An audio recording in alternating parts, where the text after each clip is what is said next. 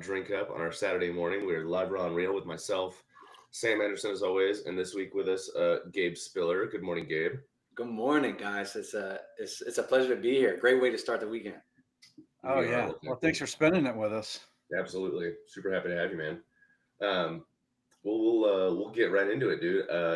As we were talking about before we got on, you and I mean, we know each other. We met a little bit on the phone. I want to say like shit, 4 or 5 months ago now. That sounds right. That sounds right. Which is crazy because it's just been a blur. But yeah, if you want to, I mean, start with not what you've been up to, but just what you do and what you're looking to do. Hell yeah. Yeah. So I think you know I feel like I could answer that question a couple of different ways, but I think just to ground it a little bit, I feel like what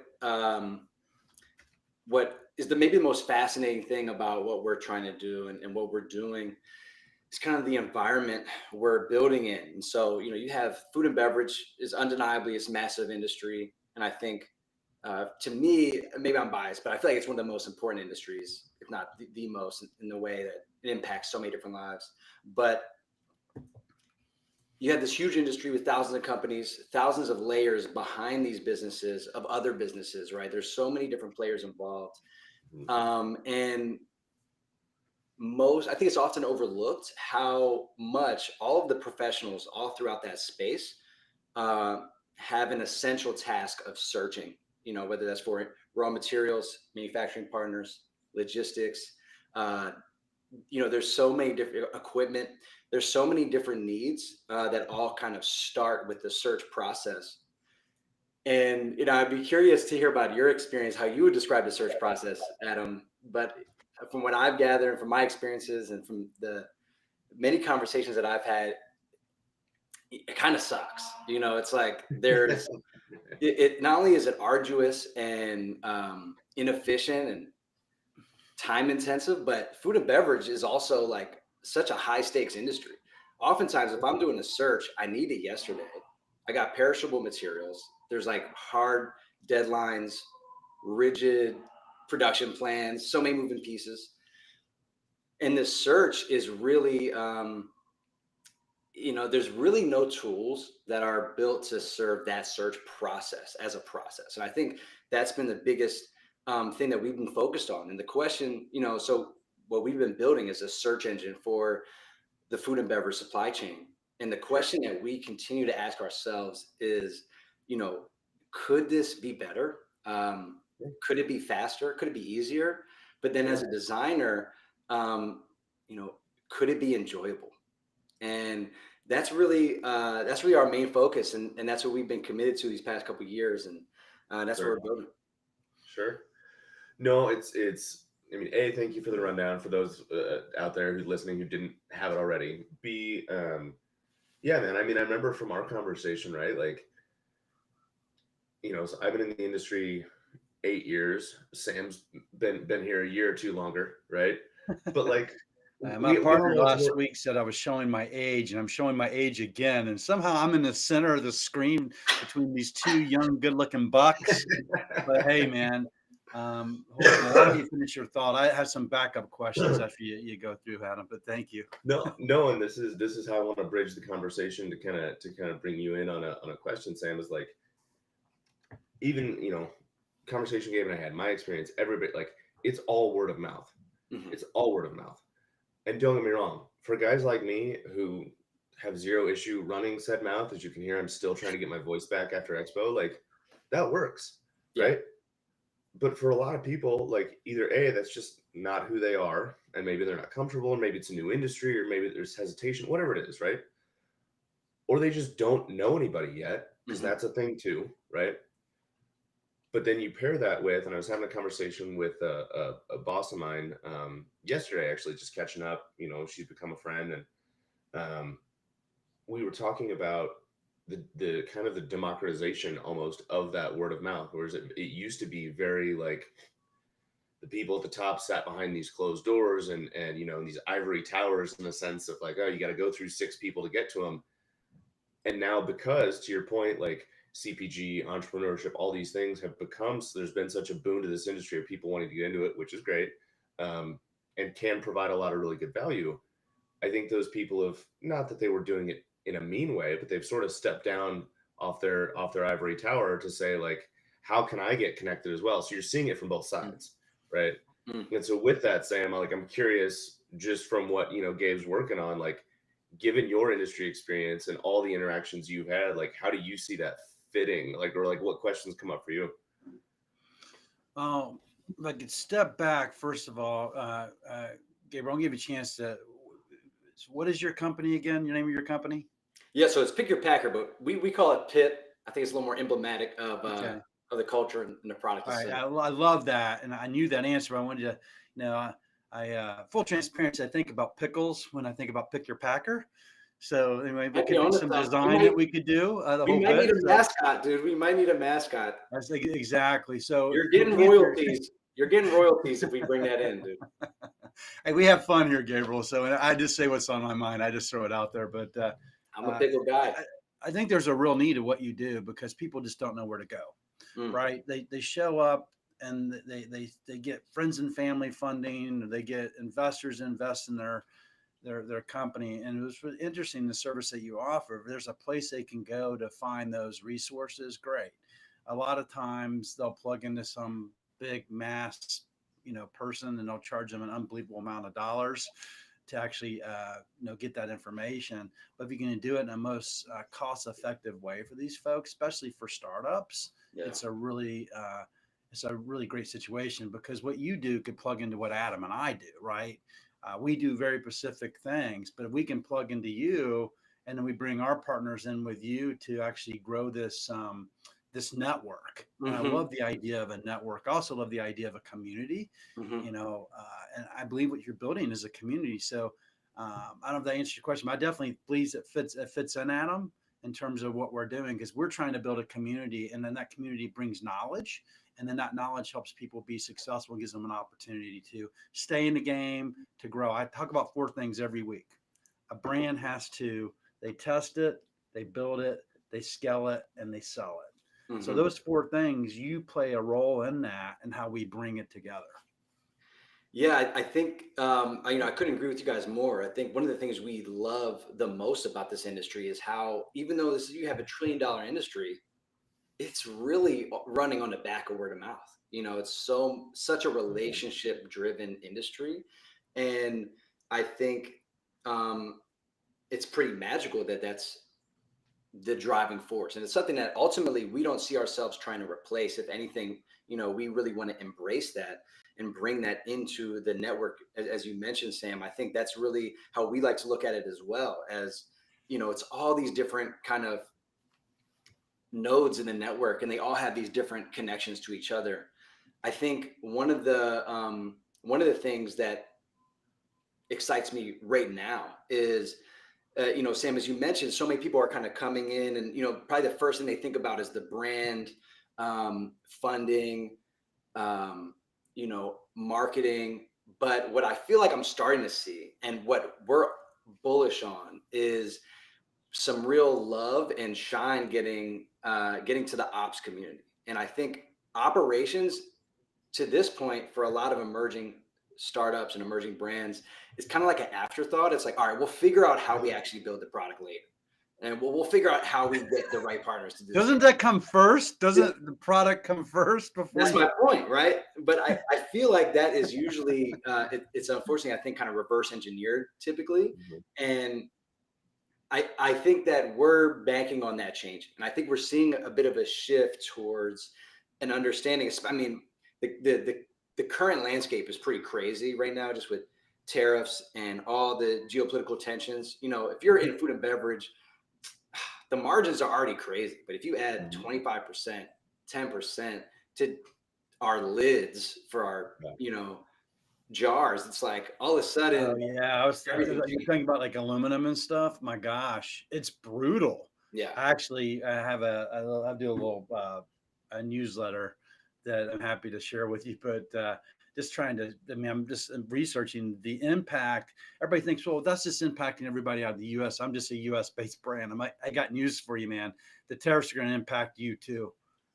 Cost of lumber, cost of aluminum. It's going to hit everybody. It's easy to overlook how, what the ripple effects are. And I think when it comes to industry like food and beverage, it's like all of a sudden, okay, yeah, I got the supplier for bags, but now all of a sudden I probably just need 3 suppliers just so I can have backups for my backups in case there's a delay, in case costs go up. I saw a really interesting post a couple of days ago. This woman was talking about how brands are held to a different standard than suppliers per se in like an extended contract. So if a brand locks in a contract to pay a certain price for a raw material, they have to honor that contract kind of no matter what. But the supplier, if their costs go up, they can just change the price even though there was a contract in place. And so it's not as binding on the supplier side or the raw material side. And it's a lot more complex with contract manufacturing, but I'm sure the same principle applies. The brand doesn't have that much leverage in that instance because they need the product. And so I think it's really easy, especially as a customer, especially if you're not even in the industry. I think it's really easy to overlook the impacts. But even in the industry, I guess I'm just really curious how it pans out, because I feel like we're still in the early innings. And I think, especially with trade, trust is such a big deal. And like, obviously trust has kind of been shaken across the board in a lot of different ways. And so it's going to be interesting, but to me, it just puts more emphasis on operations, procurement, and folks that really understand the complexities and yeah, let's get into the operations and procurement piece, right? So this is why I was talking before we got started. I said, hey, Adam, you got to run this ship. You and Gabriel have to have the conversation. I'll just kind of try to fake like I understand everything about operations and all this exciting topic. And by the way, it's truly the most important thing. If you don't have this right, you can get in a whole lot of trouble in my experience. One is if you don't have the money to make it, you can't sell it. Got to remember that. If you don't have the money to make it, you can't sell it. And I've experienced that, as well as Adam's experienced that. And I'm sure, Gabriel, you have too. Yeah. So let's get into like your company, what you do in this operations piece. It's a mystery to me. So let's educate me and everybody else that's listening.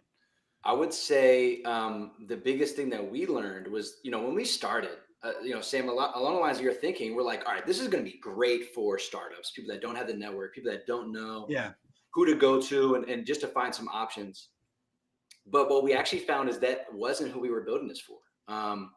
We found our best users and the people that were getting the most value were in the operations community or consultants in the operation community, because they knew what they wanted. They understood the dynamic of like how to engage in these conversations.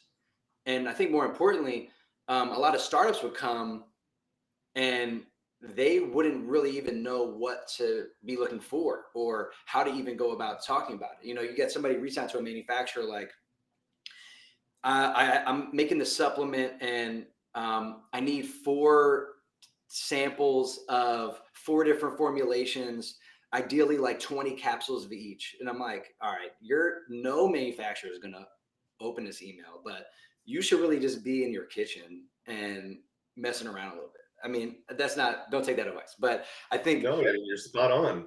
I take that advice. You should talk to somebody that's just specialized in formulation and start there. And so Adam knows some people he can introduce you to, by the way, to get into your network. 100%. I think that's the interesting piece is that we found a lot of the manufacturers we were talking to were sharing that oftentimes, I'm speaking as a manufacturer, oftentimes I end up being a consultant, right? Where they're talking to somebody and they're not actually doing, talking about a legit business opportunity. They're like, okay, so first of all, do you know what your COGS are, right? All right, do you have any annual projections, right? All these different things that I think most folks don't, like, they kind of want somebody else to think about it for them. And what we started to see was this interesting triangle where the consultants could support those folks that don't really understand exactly what to be looking for, how to think about it.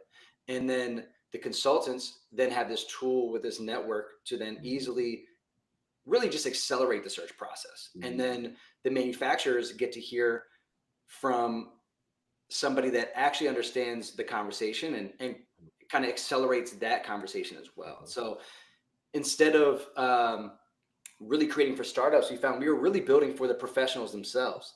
And I think that's something we're really excited to continue to create. Does your greater service value. provide, because there's a lot of founders out there, and obviously I would never go into a situation without the expert.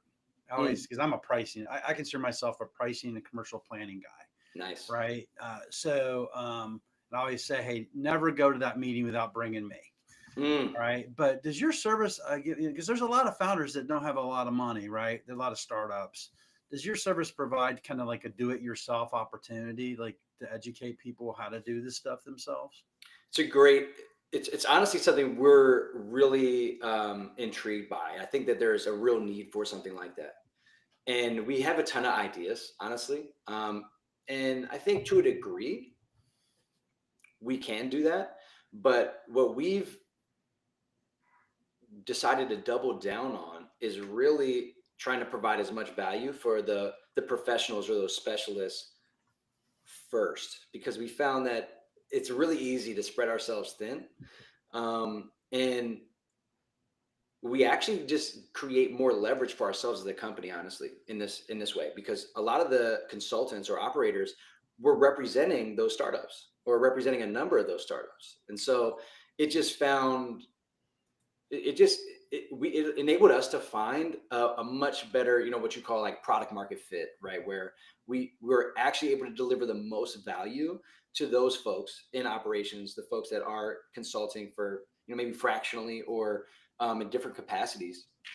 Whereas with the startups, I think that um, there's so many places to start, and I think that it's hard to deliver the most value up front. But that's absolutely core to our goals and where we're headed. I think that um, that might be one of the things that's most needed in this space. We joke internally that we should create something that basically this sounds doesn't this might not come out right, but basically something that kind of tells people no, right? It's like it tells people not to do their product, right? And so I think Mhm. the when we think about what could we do that would give the most value to startups, it would be something to kind of give like a barometer check, like where are you on the journey? Like what do you have worked out? And then what would the next steps be? And like trying to create that kind of roadmap, we almost see that as like a product in itself. And so that is absolutely something we're focused on. And I think at this point, what we would do is we would just be having one-on-one conversations. We would point them in the direction of a consultant or a specialist that could offer that service that could really help No, them. I But love where you're going on this. If I'm yeah, tracking with you, and sorry, Adam, and this is so. No, Are please. you familiar with YouTube? yes, yes, I love where your head's at. Okay, I'm going somewhere with this. So on YouTube, the first time I ever went to YouTube was to do it yourself. I'm like, I Google how to do a ceiling fan or Mm, how to like install an electrical outlet, how to take out a waterfall, whatever. I would do it yourself. But where you're going with this, you could actually have that as an opportunity. If you want to do it yourself, these are the steps you would take. But by the way, here are the professionals you need to talk to. mhm. Adam Smith is an expert at XXX, right?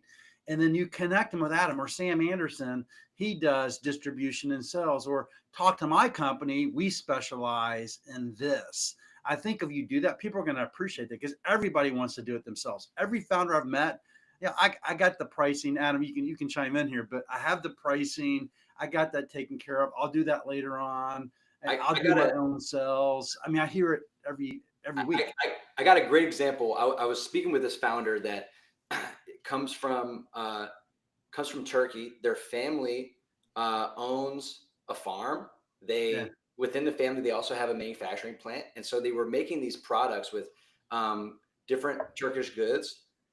They had basically a finished product. So their cogs are worked out, the processes are worked out, packaging, everything is pretty much good. They would be importing a finished Yeah. good. So if you think in comparison to most startups, they are way ahead of the curve and they actually should be just fine. But they had serious issues with figuring out FDA compliance of importing finished goods. And like that's a whole nother rabbit hole to navigate. And then next thing you know, oh wait, we don't have this specific paperwork or certification at the facility, and now we can't use any of this material or whatever it might be. And so there's just like all of these, what would on the surface look like, oh, this is a done deal, this is actually going to be really easy, to, oh, there's actually still so much to navigate here. So I think, to your point, there's so many hidden steps along the journey. People see a product on Whole Foods shelves and they're like, all right, let's get in the kitchen, let's make this happen. And there's a ton of steps.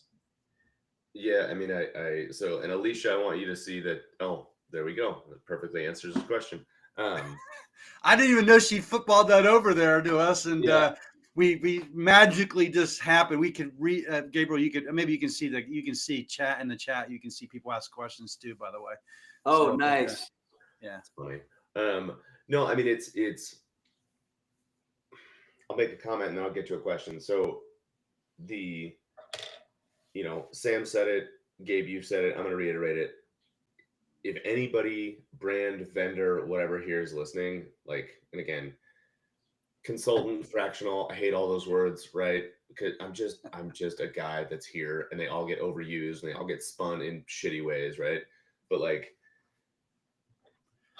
to your point, Gabe, to the point we're all making, no pillar of starting a brand exists in a vacuum, meaning like sales cannot exist on its own, marketing cannot exist on its own, ops cannot exist on its own, formulations cannot exist on its own. But those are all separate services. Those are all separate vendors for obvious reasons, meaning like the formulations group is not going to legally bind themselves to your sales and take responsibility for whether the product sells or not, because that would be asinine, right? Like, so I get it. But the conversations we all have all the time is like, okay, yes, you don't need to pay each of those pillars $1 million a month to be involved, but have someone near you that you can have a conversation with to say, okay, you're doing that over on that pillar, but also think about this. You're doing, because they're all intertwined and they're going to continue to be. And all of my work, as is all of Sam's, as is all of yours, I'm sure, Gabe, is trying to get brand owners who have gone so far down one pillar because it's what they know, right? It's what they're familiar with, or it's what they like, it's what's fun, and they've completely ignored the other 6, 10, 8, whatever. And you're like, oh shit, we got some catch up to do. I love what you're saying. I love what you're saying. Is I was with a cybersecurity company and I put a crap load of money in. I won't say what I did, but these were all like military guys, and they were so focused on the product and the development of the product and making the product. And they put all their money there. You know what they missed? They didn't get any sales. They didn't drive any revenue in the door. Guess what? They're out of business. Yeah. And cybersecurity, for goodness sakes. Wow. Yeah. So Gabe, I want to take, and I'm going to do this again at the end because I think it's important.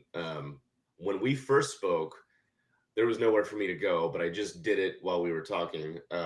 Fill folks in on your website, how they can get, signed up for using this tool, how they can interact now. I just filled all that out for myself, but do me a favor. We want to hear it straight from you. Give us an explanation. Hell yeah. You want to share the screen too. If you have any materials, you can share your screen and walk through too. We're high tech here. I love that. I think, part of me is really tempted to, bust something out, but I really want to, I guess first, just to answer Adam's question, it's like, if you go to our website, pickyourpacker.com, you'll see you can sign up for our wait list. It's not pickles, everybody. It's Pick Your Packer. Not think yet. About pickles every Not time. yet. That's the mascot. Yeah, you're gonna see some merch out, and it's gonna have Sam's face on the back. But so sign up for the wait list, and then as Adam mentioned, you could also apply to join PIP Labs, which is our testing community, and basically, if you join our testing community, you'll get access in the next couple of weeks. And so for a long time, for about a year, we had an open beta that was just accessible to the public, which people were using. And it gave us an opportunity to really understand what the kind of pain points are. Where does the search not work? What do you need before the search? What happens after the search? It was a huge learning opportunity for us. So can anybody sign up for what you talked about? Because I want to make sure that we get that information out, maybe put it on the screen too, Adam, or we can text so everybody can read it, and then I'll get it into the actual podcast as well. But this is real important. Can anybody sign up for this, what you're talking about? Yeah, anybody can sign up. And I think, what we're really trying to figure out is to answer one of your questions also, Sam, like how can we deliver the most value without spreading ourselves too thin. And so I think people that know really what they're looking for are going to get the most value. But with that said, anytime somebody comes and is looking for something, if we can't help them, that's actually super helpful for us, because it gives us opportunity to see, okay, where are we missing?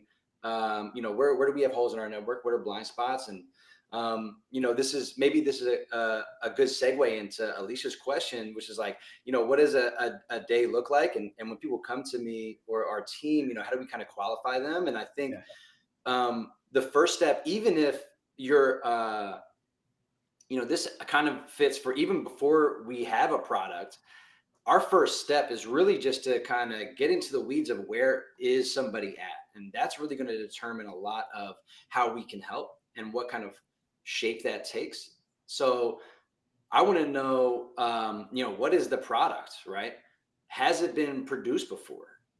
Is it already in market, or do you have a commercialized formulation? Is it, let's say it's not any of those things and you're really looking to just get started. That actually really helps, because now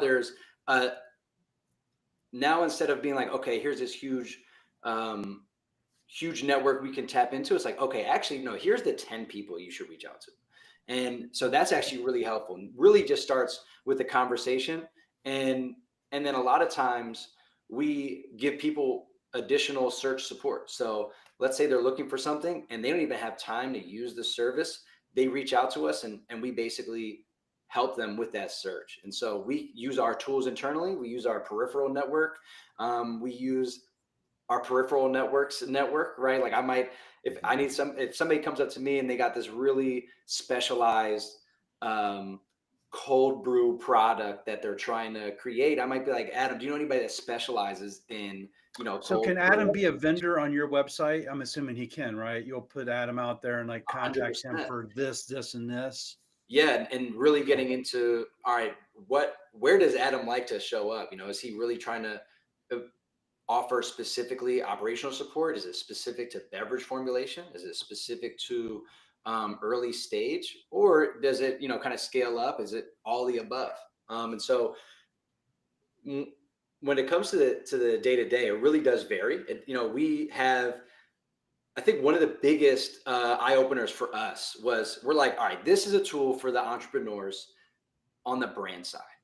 And the thing we've continued to learn, one, everybody in this field is an entrepreneur. Everybody that's a co-man, they are hardcore entrepreneurs. I mean, they're so dynamic in what they do, depending on who they talk to. There's a lot of creativity within this field that I really admire. So ultimately, where do we fit in? We were like, all right, we're bringing everybody to suppliers, we're bringing everybody to manufacturers. And all of a sudden manufacturers were reaching out to us. Hey, do you know, I need 20,000 pounds of deodorized cocoa butter yesterday. And those things actually ended up being some of our first success stories. And a light bulb moment went off for us, because I think we just assumed, these guys are legit. They've been in the industry so long. They got their secondary, tertiary suppliers. They got their network. They don't really need us. But I still hold that assumption, but I've been proven wrong a number of times. I think about Netflix versus Blockbuster, and like, what the hell is he talking about? Netflix versus Blockbuster. You know what I'm talking about? Is you're a disruptor, because there's people that have the book and they're keeping their book closed over here going, yeah, you can come talk to me, but there's a price. Well, you know what? You know what I would add to that? Especially in the co-man space. Yeah. I was just touching on it. These guys they're a brand for this person. Yeah. They're a supplier for this person. They're a co-man for this person, tolling for this guy. They're wearing so many hats. The last thing they have time to do is update a website. Mm-hmm. And I think it's, when we started, I'll admit, when we started, we were like, this is going to be a great business that we're going to build on generating leads. Yeah. But the truth is, not only is that just like a second order effect with so many variables, but it's actually not an issue. Co-man might have the worst website and do 100 million in revenue a year, right? And so it's like, there's really no correlation.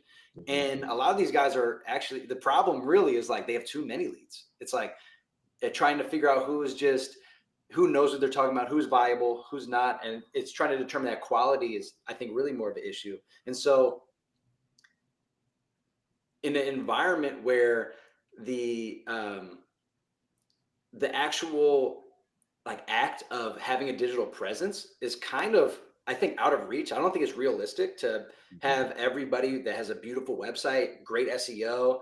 But beyond that, it's also really hard to market as a contract manufacturer, right?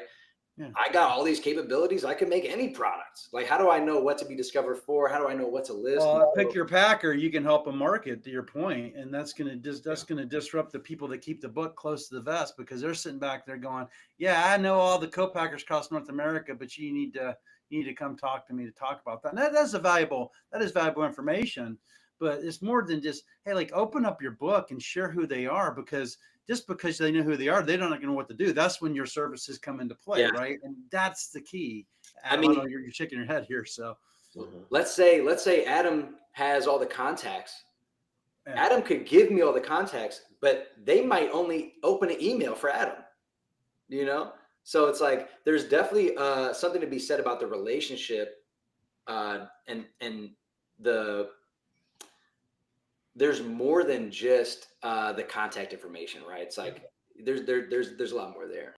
Well, I think, and this is, I mean, Gabe, this ties in a little bit with what you and I talked about several months ago, and some of the things we've mentioned here. And it's an example I've been using a lot lately is, you know, Sam, to your point, right? I did it yesterday. I sent like 4, I mean, you know, old coworkers from BevSource have gone off and are at other places. Several of them now are with co-packers, right? I send their information out weekly. I put them all on email threads together, right? Like, I don't give a shit. And they don't care. Like, I went and had beers with them 2 weeks ago. We all met, like, they're all at different facilities. Cool, right? The value is not in, oh, here's a name, right? The value is in, like, that I can provide is in, all right, yeah, I might give you a list of 5 names. 4 of them, it might take you 4 hours to like connect, to really, like, they're buying your idea, you're buying their idea, like the math lines up, you guys are quality wise on the same page. Like, it might take 4 hours, and that is indicative of how the rest of the process will go. Like, it's going to be extensive, it's going to feel clunky, just because maybe it's not the best fit, but it does work, right? And the 5th one takes 30 minutes, right? Now, you as the brand owner have no fucking clue which one's which until you start having those conversations. But by the time you get done, you might be a week and a half, a month, a year into it, right? And that's if you do it on your own. If I help you do it, and I'm not saying that I'm the greatest thing since sliced bread, but chances are you are the greatest thing since sliced bread. And by the way, so this is exactly, you nailed it. Greatest, but I think pickles, dude. Right, exactly, dude. The pickle mascot is just, wow. I can't tell you enough. But I get royalties for that, by the way, Gabriel. To bring that back around to Pick Your Packer, right? Like, and this is something we talked about. How are you? I'm curious to understand from when we talked before to now, because you've mentioned co-packers, you've mentioned like cocoa butter. Are you and your team still trying to focus in, like, okay, we want to be a tool, whether that's for a brand or a consultant or whatever, we want to be a tool to affect a useful conversation around mostly co-packers, and then we're doing some raw material work here and there, or shotgun approach, raw materials, packaging, every industry, all over the board, like, don't care. Like, how are you guys tackling? Because it's a big problem, right? Like, how are you tackling that? It is. No, this is a great question. So what we've done is, you know, basically to you know, cut to the short of it, we are taking a little more of that shotgun approach. You know, we have been able to build this substantial database of contract manufacturers, and I think that's really important.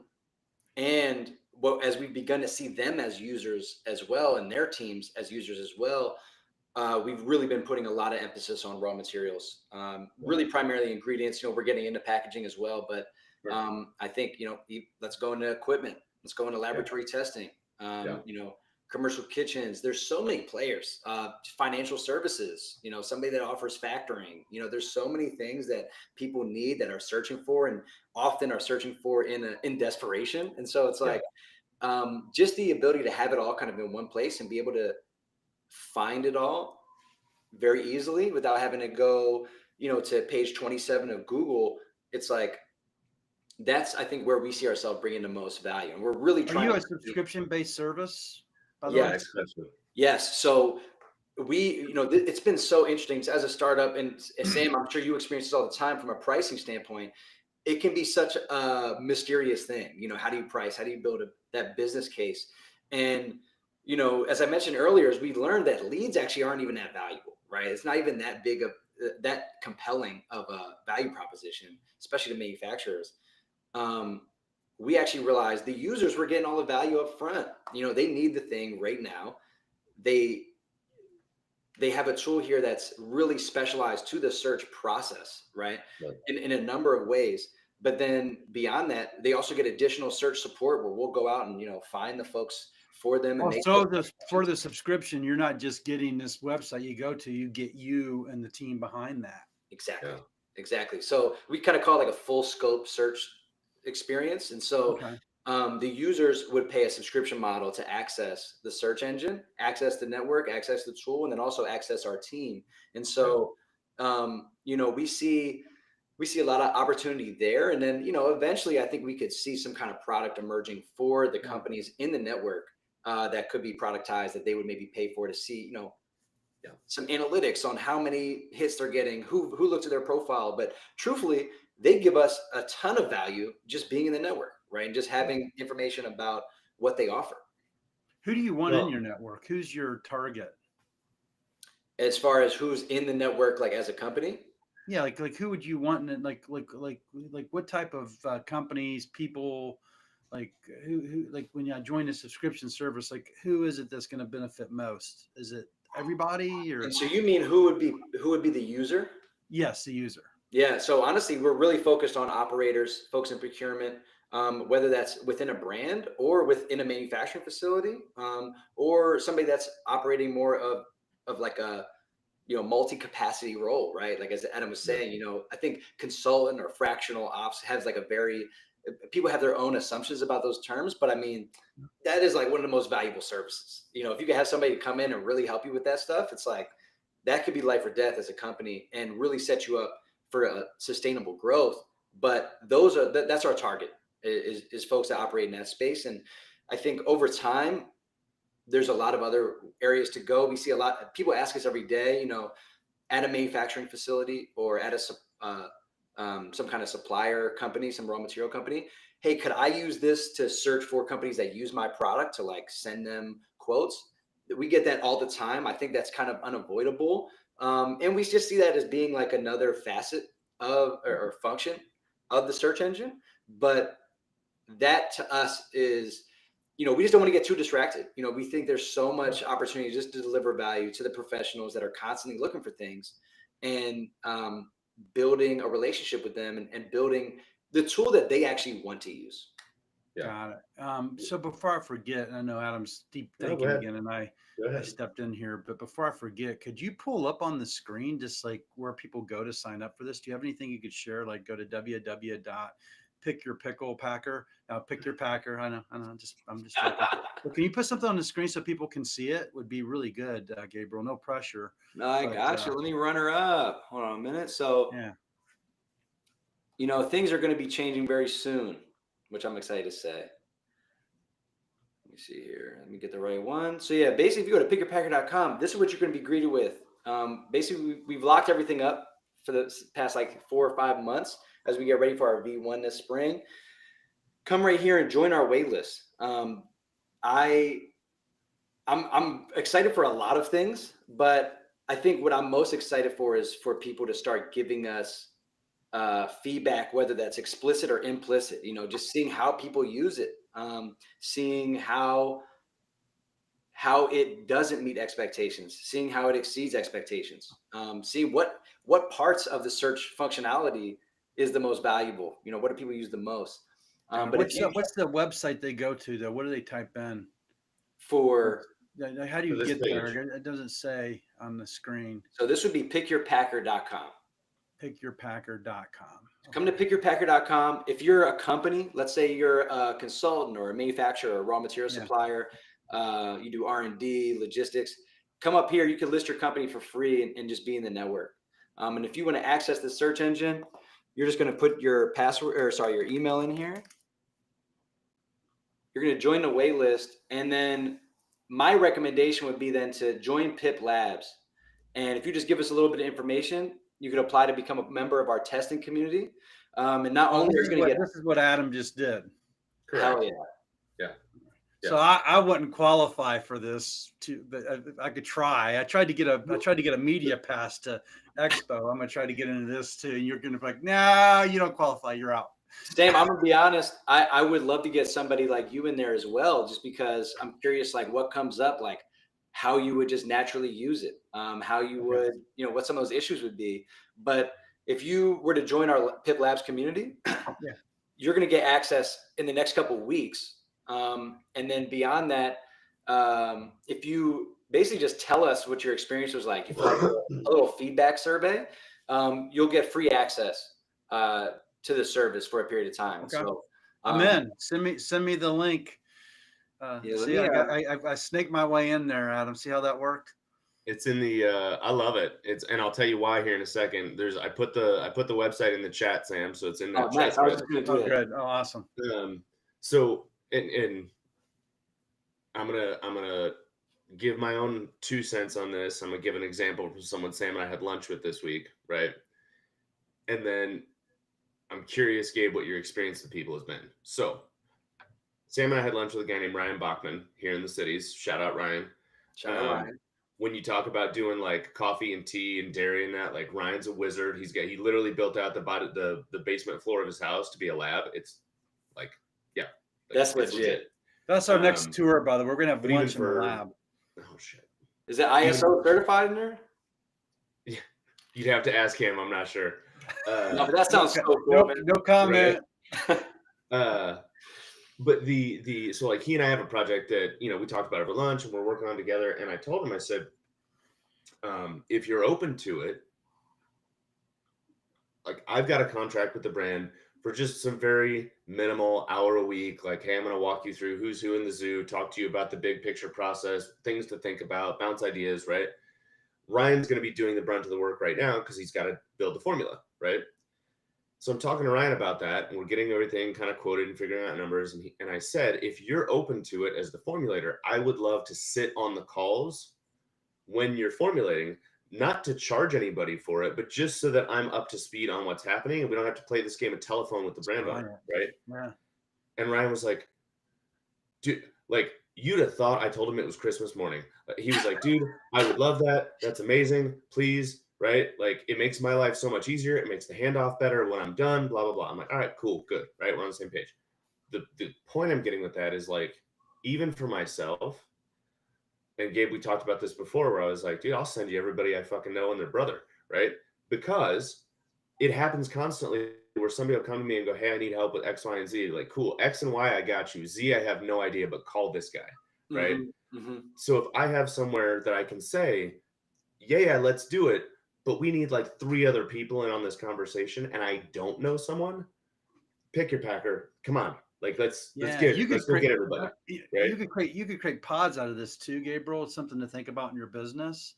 Is so as people come together in the community, help them create some pods together. So you can like start to pod them like, okay, Adam, Sam, and Ryan in this pod. And this is right. I love that. I love that. So Gabe, I'm curious, like as you've talked to, for example, these co-packers who have used your service for something, or who maybe are like, hey, how can I get in touch with brands? Like, have they also just been like, oh, these 12 people should also be doing it because I constantly get asked to send folks to them. And I'd rather just not have to do that and save myself the 20 minutes every time and say, if you don't want what we're offering, go here. There's a litany of options, right? Like, is that happening? Yeah, I would say there's 2 things. One, we definitely get a lot of referrals I've seen a lot of referrals from commercial kitchens. So somebody's there, they're looking for a certain thing. They're like, yo, honestly, talk to these guys. They might have somebody for you. But on top of that, there's often a situation where, Adam, to your point, like, all right, this was a great first conversation. I really have a great idea of where this is going, but there's still some missing pieces. And I think where we see ourselves fitting in is kind of like an asset for folks in positions like yours, where let's say you do have a paying client and they're like, all right, I need you to help me with all these things.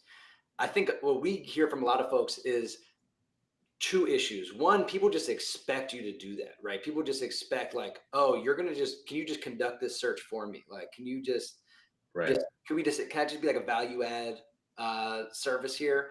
And then beyond that, they expect often like a guarantee, like you're going to find somebody that's going to work out. And Totally. the truth is that's just like, it's the wrong way to think about it, but also it's just not realistic. I could reach out to 100 manufacturers. I might only get a response from 20 of them. Right. Out of those 20, I might be able to get a phone call with 5 of them. And out of those 5, 3 of them are actually like a fit. They meet they have all the certifications, the capabilities. They're in the right locations. There's still about 60 different variables that could make or break that. You just described what we do in distribution, by the way. Tell me more. Hey, I'll just give you a commission. You can just walk me right into Reyes, right? And I said this last week: yes, no, maybe. It's yes, no, maybe. What I can do is I'm going to give you a shot to talk to the right people. I'm going to work with you to build your planning, right? To give you I'm going to optimize your opportunity, but there's no guarantees. Yeah. And that's where, and I'm putting words in Gabe's mouth, but for anybody out there that's hearing this conversation thinking like, oh, this is specifically for co-packers or for operations folks or for procurement folks. I mean, don't get me wrong. Yes, I intend to use the shit out of it. Right. But to Sam's point, right? Like sales and distribution, marketing, like going back to the pillars, every formulations, every pillar deals with this issue. Right. So like, I'll pick on Ryan again. I ask him a couple times a week now, right? Since we've kind of reconnected and been catching up, like, hey, what about this? Because I know he's intelligent enough to figure shit out, even if he doesn't know it. But it becomes a matter of, is it what you want to do? Is it what you like to do? Do you have time for it, right? Like, what about this? And if the answer is no, I'm like, okay, who do you know? Mm-hmm. Inevitably, I do the give a mouse a cookie shit myself, right? Because I'm trying to find an answer. So like, and again, this is why I ask about the shotgun approach, right? Because for now, as much as I'm sure it's operationally focused, like there's absolutely potential here for the sales and distribution world, the marketing and branding world, the finance world, the formulation, like it just keeps going, right? Yeah. And I think that's easily the thing that makes me the most amped up, because it's like, it's almost so big, it's easy to miss. Sure. Just the fact that, basically our goal is to create this kind of foundational search layer. So like, no matter what you're looking for, you can find that thing. But beyond that, this is actually kind of interesting. So here's what we found in testing so far. While we built the beta and I'm having hundreds of calls with all types of different people, all of a sudden, people are using the beta. People are, it's working, it's not working. We're troubleshooting. We're learning a ton. But then people are just reaching out to me offline. Hey, do you know somebody that can do grass-fed butter, for retail and club stores? And I'm that was me. I'm like, not yet. Hold on a minute. Like, let me find it. Right? I think the interesting thing is I basically became this like accidental broker where I'm actually just making all these connections. And at first, I think people were a little suspicious. They're like, well, what do you get out of this? And I'm like, I'm just learning, brother. I think people are a little, hence the title of this podcast is going to be Gabriel, the accidental broker. I love that. I love that. I'm making bumper stickers, dude. I think, long story short, I ended up using our beta app to facilitate a lot of these conversations. And that's where I started to learn, all right, what would this look like ideally? And so we basically built something that allows you to have a much more complex search, right? I can't go to Google and type in kosher wire cut cookie manufacturer in Kansas, right?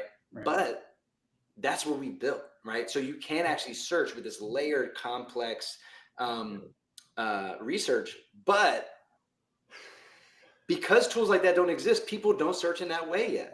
I have a chocolatier that I'm going to be talking to this next in 2 weeks. By the way, Adam, you and I are talking to him, but we can connect with him, and he can be in this piece. He has like manufacturing plants. If you need chocolate made in your, I would love to talk to him. Chocolate is not an everyday product, and it definitely takes a lot of specialization to do that. So I would love to meet that guy. And I think, what I was getting at is like people are used to searching with simplicity. Like they just go cookies, right? Instead of adding all that complexity. So I think we have like a bit of like a task on our hands to onboard people into being like, yo, search any way you want. Like search search the way that you want. And so we're really, looking forward to having something like that available for people because at the end of the day, it's kind of new. You really can't do that anywhere else. Yeah, totally. No, totally, man.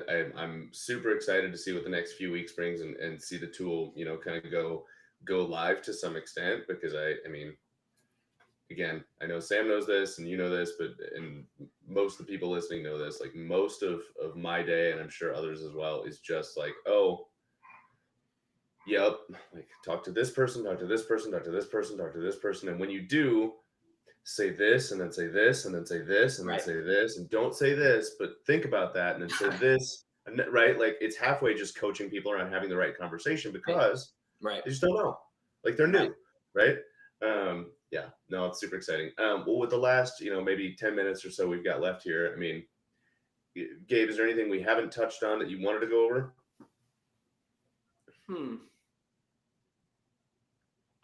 That's a good question, man. I guess I'm just curious, Adam, you've had so much experience at BevSource, at the lab and other, probably a ton of different experiences helping companies with their supply chain and running these searches. And I'm just curious, like, how would you describe the search process? Jesus. I mean, in a word, cumbersome, right? Like, because, even now, literally, I mean, I've got an email from a gentleman in the UK that I'm trying to help find a facility here over in the US. And, so it's usually a very simple two-pronged approach of reaching out to my network, sending that email I talked about, where I just include everyone and their mother and go, hey, who knows who? Yeah. Because it's a project type, like it's a package and a preservation method that I'm familiar with, but I haven't done a ton of work with, right? So it's reaching out to my network and then Googling 6 ways from Sunday, right? So which sometimes works, but every time, even when it works, it's just cumbersome, right? It's time consuming. Now, again, to your point on it being a value add, this guy's a friend. I do it because it's an education opportunity for me, just like what you just said, right? I'm not looking to get paid for it until it, if it starts to become the thing I'm doing every hour of the day, different story, right? But I'm just trying to educate myself, help a friend, whatever. But I might spend an hour on it, get nowhere, come back to it 3 days later, do the same thing, right? So it's a lot of that. Yeah. It's honestly reassuring to hear you say that, because I think as somebody that has ended up doing a lot of those searches, it can often feel like, oh man, like, is this really the only way? I think one thing I love and I'm very intrigued by is just how everybody has their own Excel sheet, right? Their own Google sheet of contacts and folks that they've met throughout the years, or co-packers they've reached out to, or raw material suppliers. And I was speaking with somebody who runs a brand and a brick and mortar spot. And she also does, a number of things, but she also does handles all of the suppliers and all the manufacturers, all those relationships, all those searches. And, she was talking about how she really wanted to hire out for that, how she wanted to bring somebody else into that dynamic, but all of those resources are so siloed. It's so hard to kind of pass that off or bring somebody into that process. And so that's really what we've been trying to build for, is like, what would be a tool that folks could use and then grow their contacts over time, but then also have it be accessible to other people on the team and be able to, understand kind of where things are and what some options are. I think you got to move fast in a lot of companies. I think, oh, no. It was, the guy, Alex Coves, and he has the Better Batch podcast. Great guy. They were talking to this one gentleman, and he had mentioned in his facility there's like critical roles, and for certain critical roles they have a rule where at least 4 different people in the team have to know how to do that critical role or do that task. I thought that was really fascinating, and I think that applies to this space. You never know who's going to find out somebody's missing something, or something's backed up, or something's not available at all, or it just costs too much. All right, who else do we know? Who else have you reached out to? There's so many moving pieces and so many different people doing different parts of the same thing.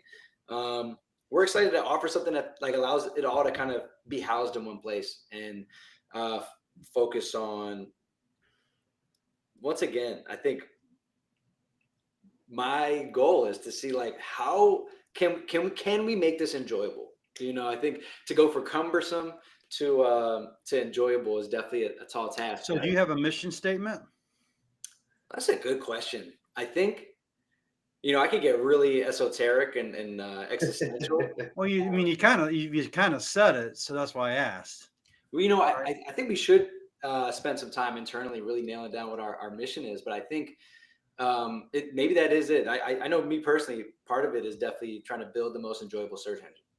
Yeah, I think that right there, capture it right here, put that everywhere when you lead with it, because that's your why. And when you know your why, you're really clear and where you're headed, right? So you obviously want to make this enjoyable experience and give these people these resources so that they can, optimize their businesses, right, and bring this community together. So I think it's really wonderful to have you on today, Gabriel. I have one question for you, and then Adam can wrap up, and I'll say see you later, bye to everybody, or bye, see you later. Never say bye. I always say bye, see you later. What do you like? What's the 2 things you want to leave everybody with about Pick Your Packer? The 2 things you want people to know that you either want them to do or you just want them to know leaving this podcast today. Well, first off, pickles. No. I don't know by the way, I don't know. Every time you talk, these bubbles come up, and I know. I use my hands a lot, and I get a lot of. There you go. Look at that. It's production. Yeah, I don't think mine will do it on here because I think it's on your phone. But anyway, that's right. Yeah, no, I got a whole visual effects team over here. We're making things happen. But I guess things I would leave with: 1, join the wait list.